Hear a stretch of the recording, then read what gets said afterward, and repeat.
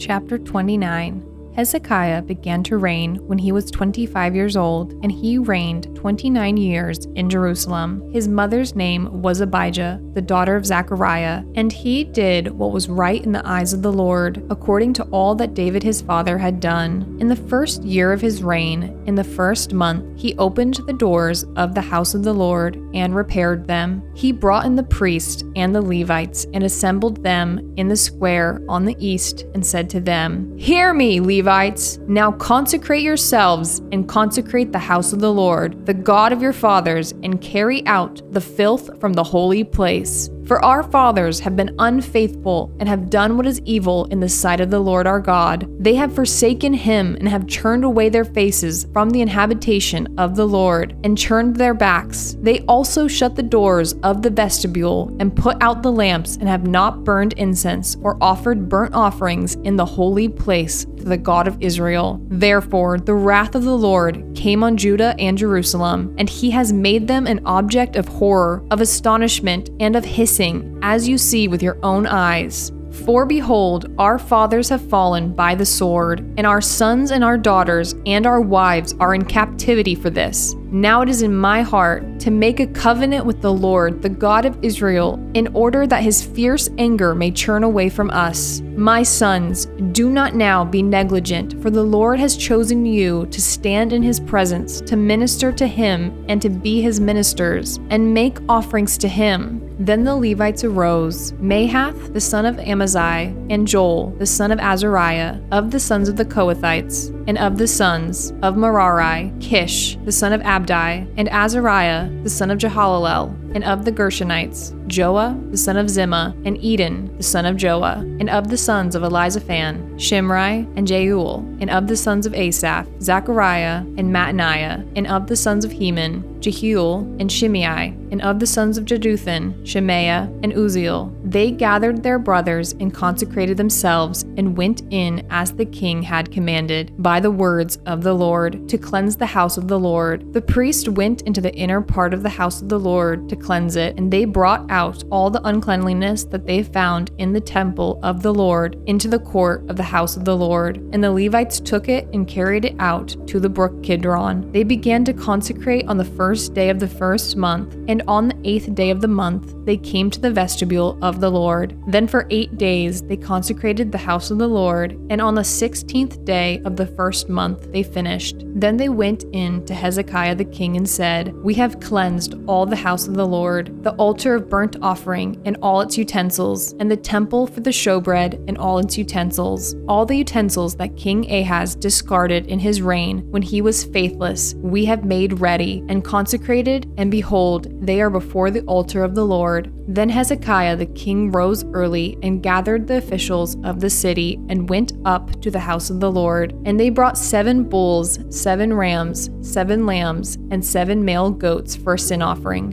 for the kingdom and for the sanctuary and for Judah. And he commanded the priest, the sons of Aaron, to offer them on the altar of the Lord. So they slaughtered the bulls, and the priest received the blood and threw it against the altar. And they slaughtered the rams, and their blood was thrown against the altar. And they slaughtered the lambs, and their blood was thrown against the altar. Then the goats for the sin offering were brought to the king and the assembly, and they laid their hands on them. And the priest slaughtered them and made a sin offering with their blood on the altar, to make atonement for all Israel. For the king commanded that the burnt offering and the sin offering should be made for all Israel. And he stationed the Levites in the house of the Lord with cymbals, harps, and lyres, according to the commandment of David and of Gad the king's seer, and of Nathan the prophet. For the commandment was from the Lord through his prophets. The Levites stood with their instruments of David, and the priest with the trumpets. Then Hezekiah commanded that the burnt offering be offered on the altar. And when the burnt offering began, the song to the Lord began also, and the trumpets accompanied by the instruments of David, king of Israel. The whole assembly worshipped, and the singers sang, and the trumpeters sounded. All this continued until the burnt offering was finished. While the offering was finished, the king and all who were present with him bowed themselves and worshipped. And Hezekiah the king and the officials commanded the Levites to sing praises to the Lord with the words of David and of Asaph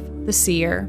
and they sang praises with gladness, and they bowed down and worshipped. Then Hezekiah said, "You have now consecrated yourselves to the Lord. Come near, bring sacrifices and thank offerings to the house of the Lord." And the assembly brought sacrifices and thank offerings, and all who were of a willing heart brought burnt offerings. The number of the burnt offerings that the assembly brought was 70 bulls, 100 rams, and 200 lambs. All these were for a burnt offering to the Lord. And the consecrated offerings were 600 bulls and 3,000 sheep. But the priests were too few and could not flay all the burnt offerings. So until other priests had consecrated themselves, their brothers the Levites helped them until the work was finished. For the Levites were more upright in heart than the priests in consecrating themselves. Besides the great number of burnt offerings, there was the fat of the peace offerings, and there were the drink offerings for the burnt offerings. Thus the service of the house of the Lord was restored, and Hezekiah and all the people rejoiced, because God had provided for the people, for the thing came about suddenly.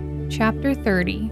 Hezekiah sent to all Israel and Judah and wrote letters also to Ephraim and Manasseh that they should come to the house of the Lord at Jerusalem to keep the Passover to the Lord, the God of Israel. For the king and his princes and all the assembly in Jerusalem had taken counsel to keep the Passover in the 2nd month. For they could not keep it at that time, because the priests had not consecrated themselves in sufficient number, nor had the people assembled in Jerusalem. And the plan seemed right to the king and all the assembly. So they decreed to make a proclamation throughout all Israel, from Beersheba to Dan, that the people should come and keep the Passover to the Lord, the God of Israel, at Jerusalem, for they had not kept it as often as prescribed. So couriers went throughout all Israel and Judah with letters from the king and his princes, as the king had commanded, saying, "O people of Israel, return to the Lord, the God of Abraham, Isaac, and Israel, that he may return again to the remnant of you who have escaped from the hand of the king of Assyria.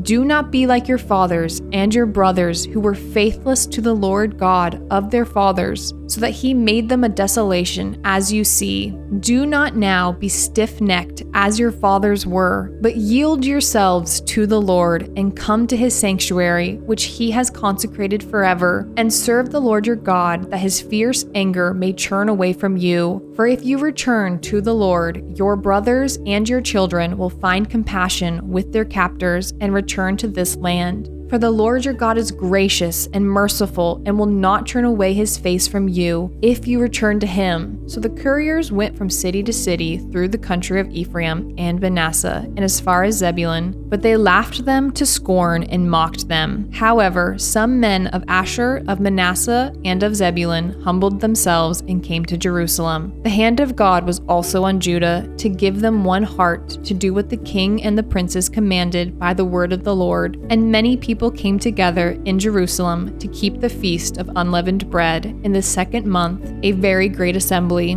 They set to work and removed the altars that were in Jerusalem, and all the altars for burning incense they took away and threw into the brook Kidron. And they slaughtered the Passover lamb on the 14th day of the 2nd month. And the priests and the Levites were ashamed, so that they consecrated themselves and brought burnt offerings into the house of the Lord. They took their accustomed post according to the law of Moses, the man of God. The priests threw the blood that they received from the hand of the Levites. For there were many in the assembly who had not consecrated themselves. Therefore, the Levites had to slaughter the Passover lamb for everyone who was not clean, to consecrate it to the Lord. For a majority of the people, many of them from Ephraim, Manasseh, Issachar, and Zebulun, had not cleansed themselves, yet they ate the Passover otherwise than as prescribed. For Hezekiah had prayed for them, saying, "May the good Lord pardon everyone who sets his heart to seek God the Lord, the God of his fathers, even though not according to the sanctuary's rules of cleanness."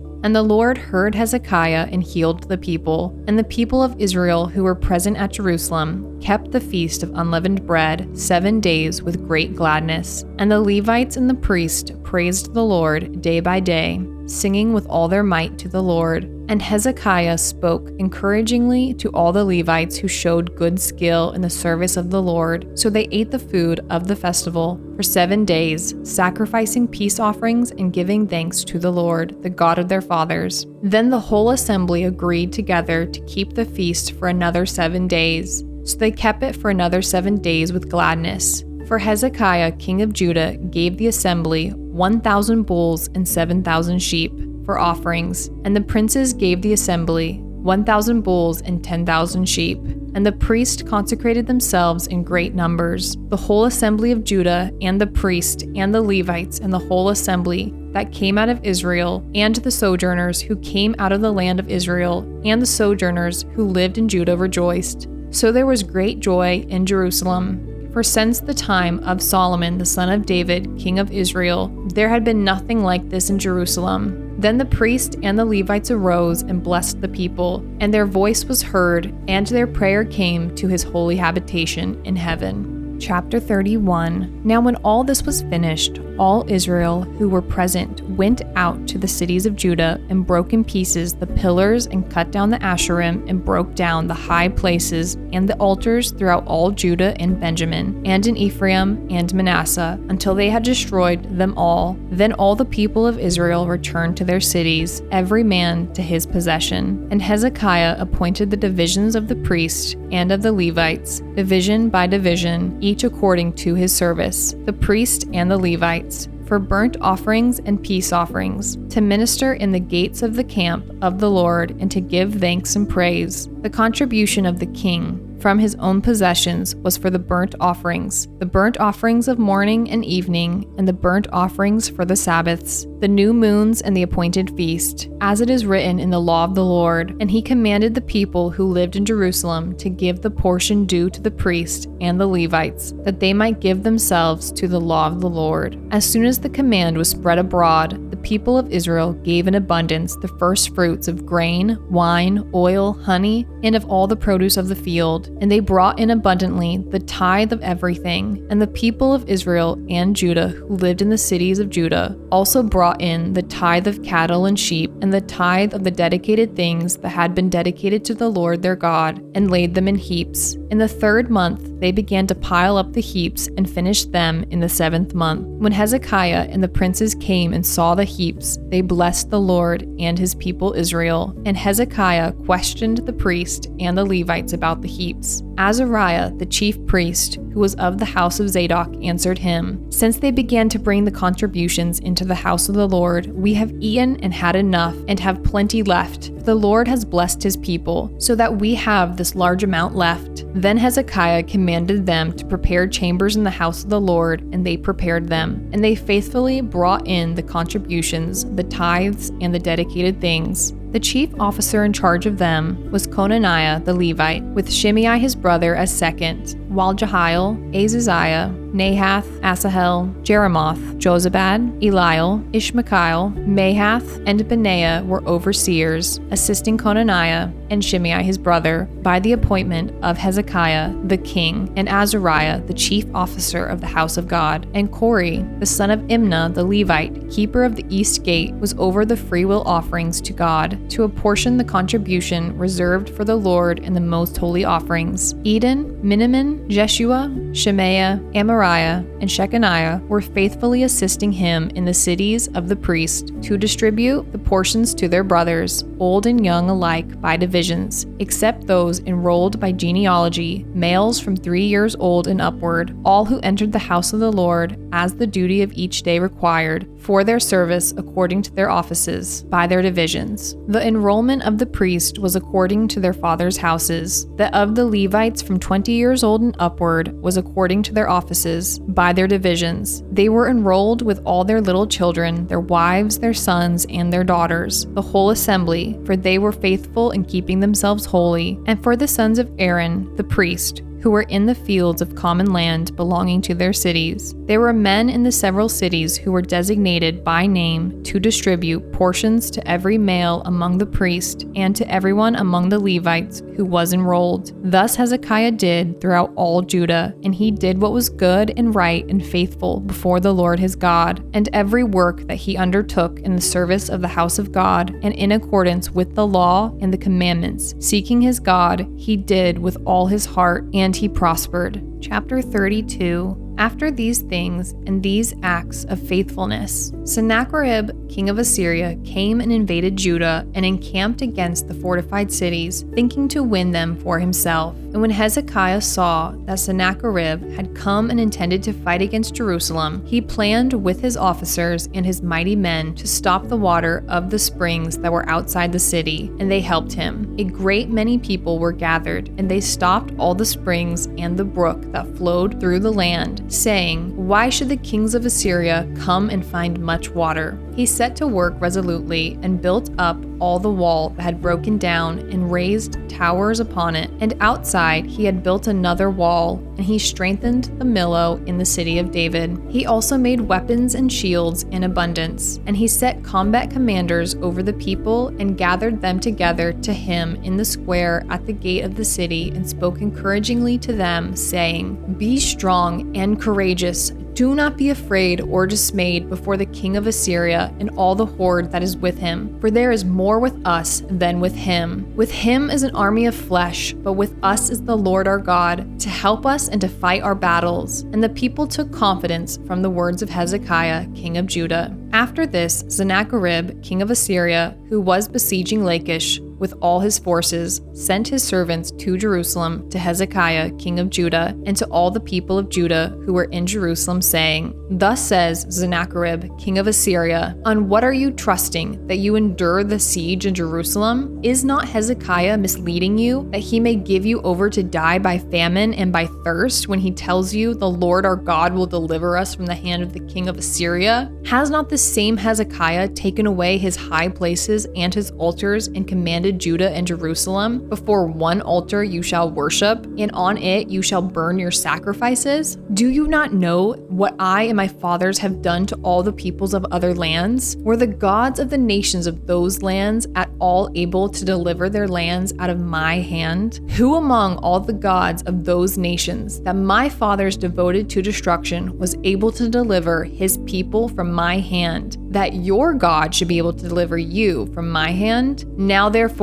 do not let Hezekiah deceive you or mislead you in this fashion, and do not believe him, for no God of any nation or kingdom has been able to deliver his people from my hand or from the hand of my fathers. How much less will your God deliver you out of my hand? And his servant said more against the Lord God and against his servant Hezekiah, and he wrote letters to cast contempt on the Lord, the God of Israel, and to speak against him, saying, like the gods of the nations of the lands who have not delivered their people from my hands, so the God of Hezekiah will not deliver his people from my hand. And they shouted it with a loud voice in the language of Judah to the people of Jerusalem who were on the wall, to frighten and terrify them, in order that they might take the city. And they spoke of the God of Jerusalem as they spoke of the gods of the peoples of the earth, which are the work of men's hands. Then Hezekiah the king and Isaiah the prophet, the son of Amoz, prayed because of this and cried to heaven. And the Lord sent an angel who cut off all the mighty warriors and commanders and officers in the camp of the king of Assyria. So he returned with shame of face to his own land.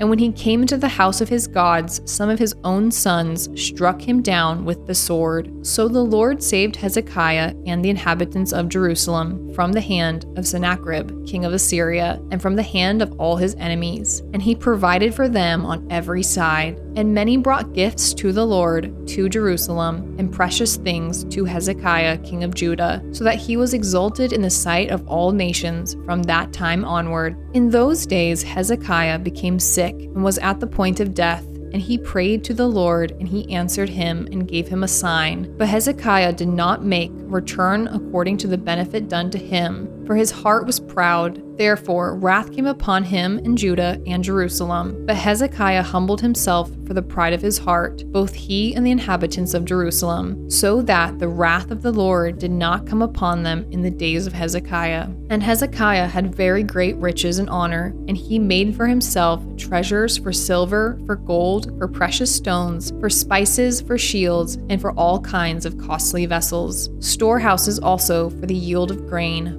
wine and oil, and stalls for all kinds of cattle and sheepfolds. He likewise provided cities for himself, and flocks and herds in abundance, for God had given him very great possessions. This same Hezekiah closed the upper outlet of the waters of Gihon, and directed them down the west side of the city of David. And Hezekiah prospered in all his works, and so in the matter of the envoys of the princes of Babylon, who had been sent to him to inquire about the sign that had been done in the land. God left him to himself in order to test him and to know all that was in his heart. Now the rest of the acts of Hezekiah and his good deeds, behold, they are written in the vision of Isaiah the prophet, the son of Amoz, in the book of the kings of Judah and Israel. And Hezekiah slept with his fathers, and they buried him in the upper part of the tombs of the sons of David. And all Judah and the inhabitants of Jerusalem did him honor at his death, and Manasseh his son reigned in his place.